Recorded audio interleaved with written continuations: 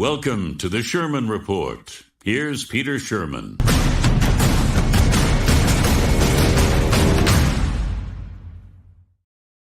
Well, good evening. Tuesday, September 17th, and we see very clear signs of where the country could be headed based on yesterday's by-elections. In Montreal's Emard-Lasalle-Verdun riding, the Bloc Quebecois candidate was the victor by a scant 250 votes over the Liberal candidate and 600 votes over the NDP candidate.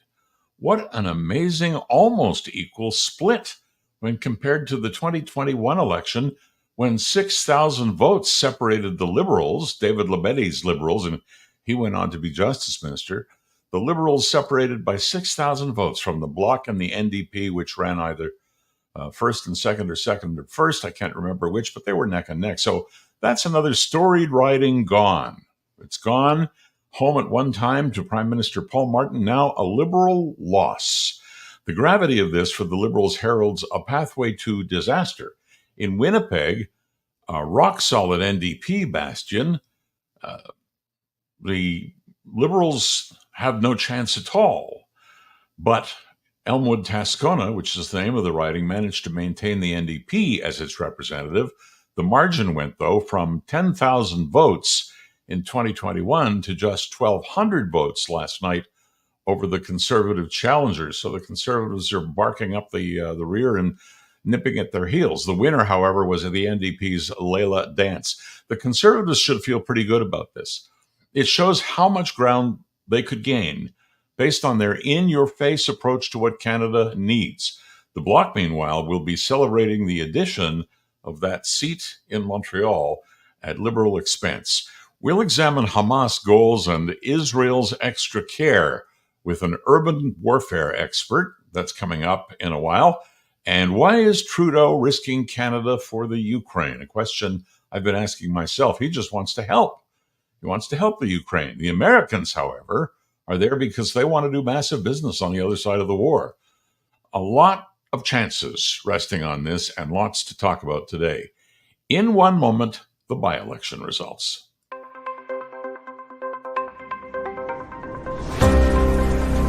You're with the Sherman Report. Daily news commentary available at Apple Podcasts, Spotify, with video posted on YouTube and Facebook. Here's Peter Sherman.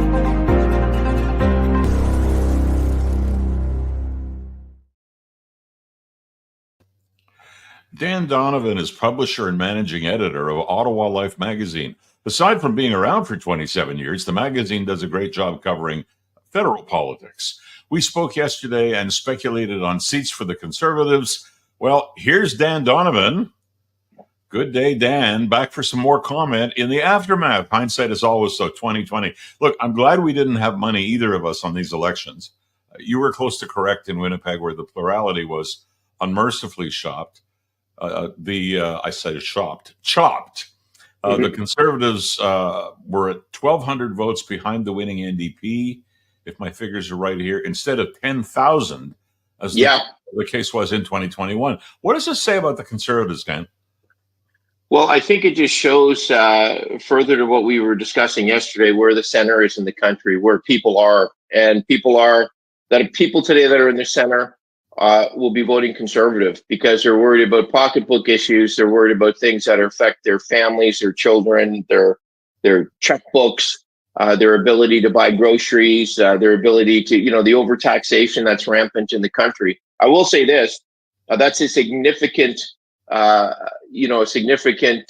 increase for the Tories in Manitoba, especially in that riding, which is the sort of key riding, the safest riding for the federal NDP in Manitoba. One of the things that I learned after we spoke yesterday, I was just going and doing a little bit more research on Manitoba, is that Wab Kinew, the premier there, was very popular provincial premier, who is going out of his way to distance himself from Jagmeet Singh. But in this particular riding, he campaigned for the candidate who he knows. And I think that also had an impact. I don't think that, I think that's something that that adversaries for the provincial NDP need to keep in mind, is that they've got a premier right now who is very, very popular. And I think that helped the NDP federal campaign. So he's a team player when he has to be. But I think certainly he's put some distance between himself and the federal NDP. Well, he certainly did. I mean, 1,200 vote difference versus 10,000 vote difference shows significant gains by the Conservatives, and is a bit of a bellwether for what is to come in an election a month, 2 months, 6 and could be 12 months from now. We don't know yet. Her name, for the record, is Leila Dance. So if Leila Dance, that's the new MP who'll be sworn in for Tascona, Elmwood-Tascona. In Montreal, you were hoping for conservative, but you and I both knew and know that conservatives in that particular working class riding of Emard-Lasalle-Verdun, it's not going to happen. So I guess we know where your heart is, but there, they weren't the contender. The other three parties were rather interesting because if you watched it all evening, which I did, they were in and out, in and out. They were kind of playing with each other. So it was the Bloc, then it was the Liberals, then it was the NDP, then back and do the circle again. But in the end, it was the Bloc Quebecois by 250 votes. So a really narrow slice, but still a slice. The Bloc has a new riding in Quebec. What does it mean?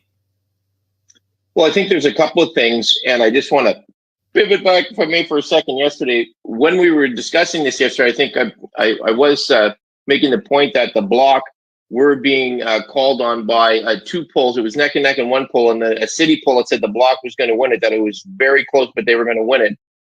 What's interesting to me in the numbers, though, Peter, is that, as you mentioned, between the Bloc, the Liberal, and the NDP, they all, the vote, they all got over 8,000 votes. But what does that mean for the Liberals, who should have won this riding handily? It means they were down by at least 16,000 votes. I mean, the Bloc and the NDP vote together come close to 17,000 votes to the Liberals' 8,000. So they're in real trouble in Montreal. And I listened to comments this morning from the Prime Minister, and I just think that he's suffering from cognitive dissonance on a grand scale. Oh my goodness, he seems to be detached from reality, and I say that kindly. When you listen to him, he's like he's living on another planet. He doesn't seem to have a clue what's going on with everyday Canadians, and he keeps talking about he's going to keep working for the things that Canadians want. Yada. But I mean, he's providing. At the end of the day here, you're looking at the Montreal equivalent, more or less, of Toronto St. Paul's, which he had snatched from him after decades a few months ago. And this may not have been quite snatched because it was reasonably close, but that was an absolute safe riding. That's where Prime Minister Paul Martin ran, and Lametti won by a plurality that was in the many thousands of votes. So things have changed for the Liberals in Montreal, no question. So let me ask you another question.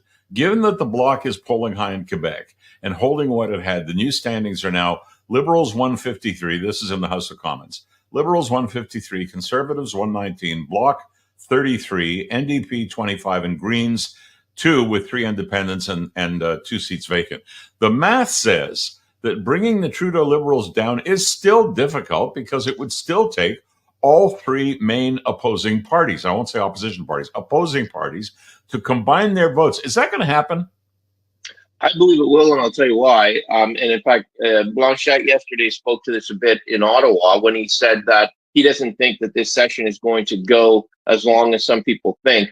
And I think what he's seeing in the polls in Quebec, which is where he would obviously, his focus is that the Liberals are on a downward spiral right now. And he wants to capture those seats. He's also has to be concerned about the Tories are making inroads in Quebec and other ridings. So, timing is everything in politics. And right now is a good moment for Blanchette to go in for the kill shot in Quebec because they have funds, they have candidates, they're active on the ground, they are a tight caucus. And the Tories, they're all new players in Quebec under Poilievre. And the Liberals are on a downward slope, and they are not going to do well. I don't think they're going to do well with Trudeau in Quebec. So when are you calling the next election? When not you calling it, but when do you forecast we'll be going to the polls? I think it's either going to be we'll have an election in November or early in the new year.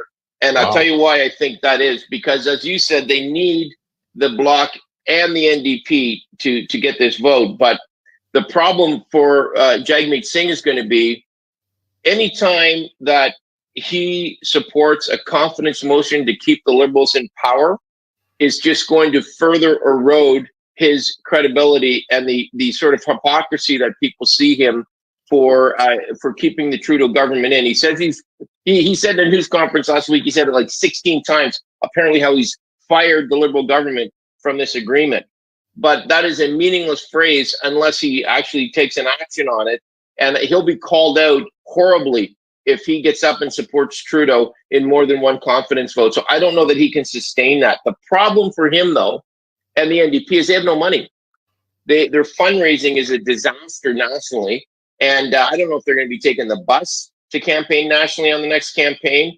But compared to the Liberals and the Conservatives, they have not raised the funds that you would normally need to run a really significant federal campaign like Mulcair had back in hey, Jugmeat. There's always the bicycle, Just saying. Anyway, what result would you put on a general election that it was, say, held in November? Not holding you to any numbers, but rankings. Well, according to some polls that I've read in the last couple of days, they're all saying that if there is an election, there's a 97% chance it'll be a change in government, and it'll be probably a Conservative majority government with up to 218 to 220 seats. The challenge right now is that Trudeau has to be, and the Liberals, and actually Percy Down, a former Chrétien staffer and now a senator who wrote an article a year ago suggesting that Trudeau need to step down, wrote another article today where he said it's too late Trudeau didn't step down, and now there's going to be a disaster. In short, the problem is that the Trudeau Liberals need to worry about the Kathleen Wynne effect right now. And as you recall, Kathleen Wynne had the same sort of narcissistic personality as Mr. Trudeau, took the provincial Liberals into an election and was completely obliterated. Went from a majority government to 7 seats. I mean, she could get everyone in an SUV in her caucus. So this is where Trudeau is headed, and the Liberals are in big trouble. Story, Dan. In Canada, you're never elected; you're only ever defeated, and this is what's coming. I think. Dan Donovan, I want to thank you very much. Hey, thanks, Peter. Look forward to the next one. Absolutely. We'll stay in touch, and on electoral, we'll call on you if that's okay. Take care, Dan. Good. Thank you.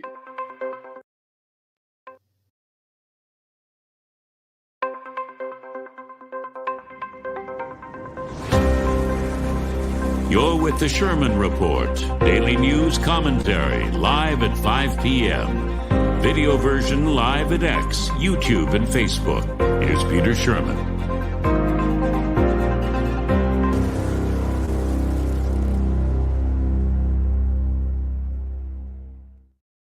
Our government is being chastised for not doing its homework. Who is doing the chastising is what makes the story a story or a nothing. But the person speaking is considered the world's foremost expert on urban warfare. Speaking in Toronto last week, John Spencer said the feds believe the lies coming from Hamas and are basing their policies on them. That would include the most recent edict issued by Mélanie Joly, our foreign affairs minister, in suspending about 30 contracts for arms shipments. Spencer spent 25 years in the U.S. Army. 25 years in the U.S. Army teaches you something. He's been on 3 fact-finding missions to Gaza since December, each time being embedded with the Israeli Defense Forces. Spencer says, and my tendency would be to believe that national leaders just repeat Hamas talking points, which include the casualty figures. Look at how quickly Justin Trudeau announced the hitting of a Gaza hospital last fall and condemning Israel for it, and then finding out a couple of hours later it was an errant Hamas rocket from Palestinian Islamic Jihad.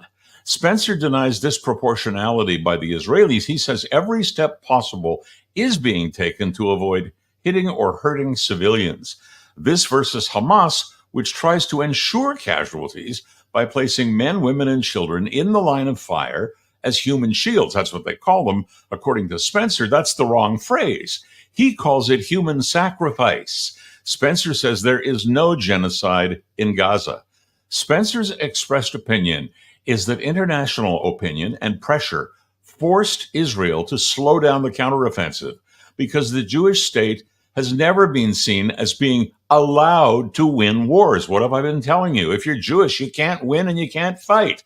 Others have said that it would be generational change that would change attitudes sufficiently to allow Gazans and Israelis to live peacefully.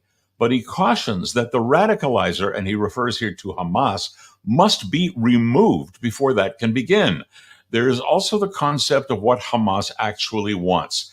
The only stated goal to date has been the total destruction of Israel. Nothing less, nothing more. The only proponents of a two-state solution have been third-party countries or do-gooder leaders. Presidential candidate Kamala Harris comes to mind, for example. She says she wants a two-state solution. I wonder who she thinks she's impressing, when we all know that's been offered in earnest at least a half a dozen times, and it's been rejected just as many. Hamas has not mentioned any objective of that type ever. Be right back.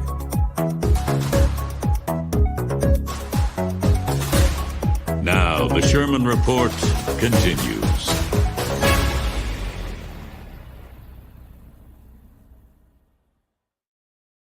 This next one is pretty heavy duty. I read some material last evening that I found very disturbing enough to think about talking about it. And I am talking about it. It's still rolling around in my head. It's also something people only whisper about.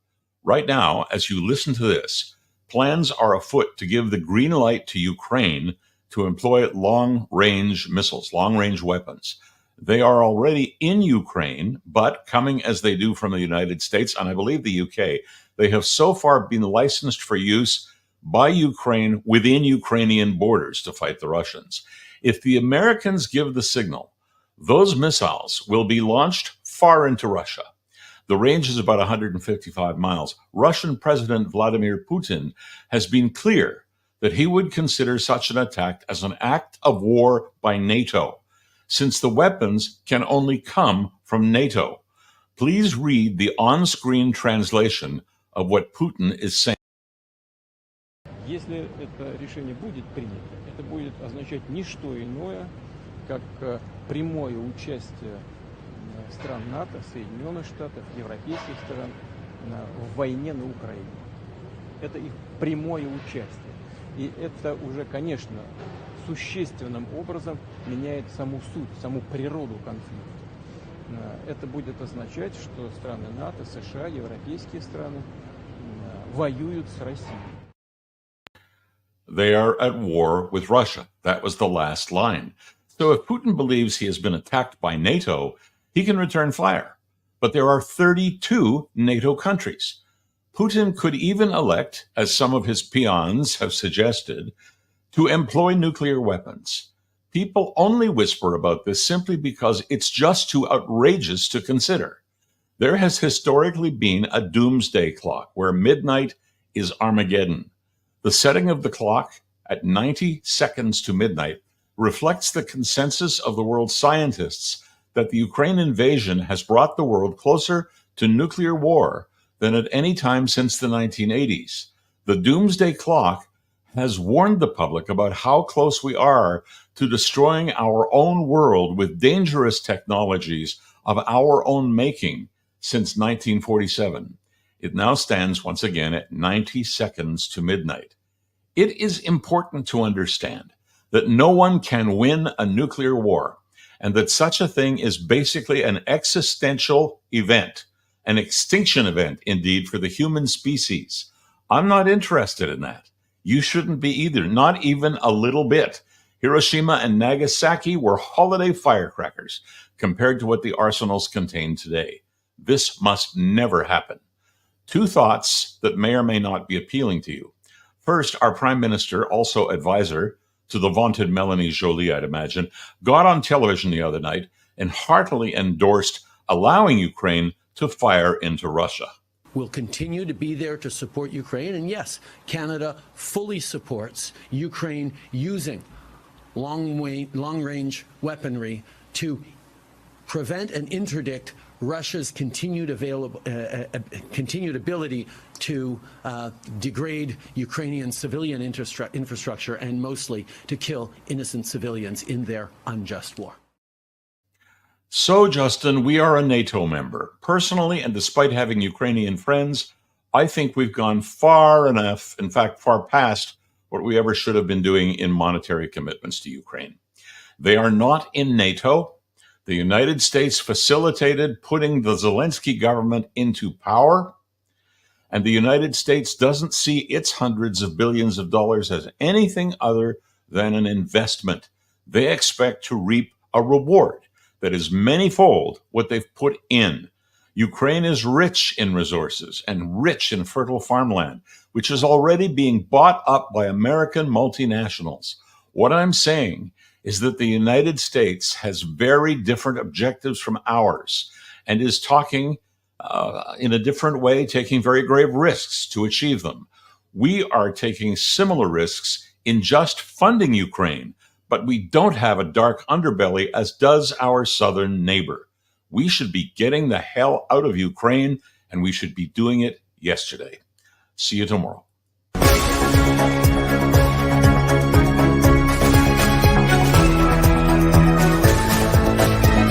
The Sherman Report, available on Apple Podcasts, Spotify,